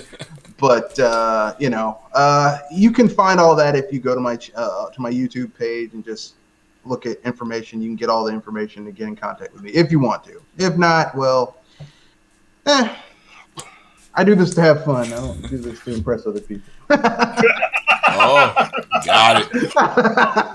Outstanding. Outstanding. I tossed it over to Shadow Fox over there. I have been assassinated on that one. Andre, what you got? The game idea guy. I mean, well, tell them where you are, what you do. As the name implies, my channel is about video game ideas, but I do gameplay, especially got back into doing Streets of Rage remake gameplay, get myself amped up for Streets of Rage 4 when that comes out. My boy Adam finally returning, coming back with a goddamn Tatsumaki and the goddamn Power Guys that he stole. But hey, it's okay. I'm gonna let my man go and roll with that, and I'm looking forward to that one-on-one match between him and Shiva, where he gets payback from Streets of Rage 2. But for the most part, like, you can probably check out my videos, especially my Pitch for Switch series, where a lot of those games actually have come to the Switch. Some of them in the ways specifically that I said that they should, others not so much. And if you want to go back and check my history on things about the Switch, I'm probably one of the most accurate people on stuff that is going to happen or has happened with that platform. Yep. Outside of all these people with these trusted sources, behind the scenes information. You mean their uncle who works other at people Nintendo? with a whole bunch of subscribers? I mean, I'm no Super Metal Dave. I put my information out there, which really isn't information. making logical conclusions. Your cousin who works at Nintendo? I wish I had a cousin that worked uncle, at Nintendo. sister. Hell, you know how much stuff I'd have? Your grandpa that's also your son, also your I mean, look, if we gonna be factual, I mean, I could probably do a genealogy search somewhere down the line. I'm probably related to Iwata or Miyamoto, somebody. I'm related to one of them somewhere.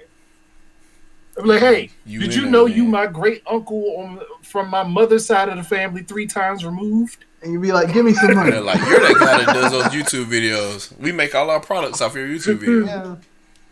I mean, it wouldn't surprise me since I got what's the dude from Capcom? The one that was making the Dead Devil May Cry 6. Yeah. I said 6. I meant 5. Well, we all know the truth that Gunpei Yokoi didn't really die. They've got him locked up someplace. They're using him. Oh yeah. He's still working for Nintendo. You just didn't know it. Yep. Outside of that, I don't have a whole lot. Away. Like, if you just want to check out like contact links are on my channel page. So if you want to contact me or whatever, that's where you can reach me. Okay. Awesome. All right, guys, y'all check out Mr. Red Fox and Andre the Game Idea Guy. Y'all check out their channels. Game is large in effect. And as for myself, my slogan has already been taken, so you can find me ShadowFox, ShadowFox Infinite, ShadowFox Prime, the real ShadowFox on Twitch, Twitter, YouTube, what have you. And VC is in the chat. Appreciate it. Dostream, appreciate the raid. Appreciate all the comments and all the questions and everything. Y'all keep them coming, keep the likes up, and we'll continue doing these ShadowCasts now that I have the chat working. We can start doing these, and I'll do invites, and we'll get the show together. So I appreciate y'all supporting me and allowing this thing to evolve, and we'll keep it going. With no further ado, I would say we out, guys. Who don't step in the game since my other shit's going.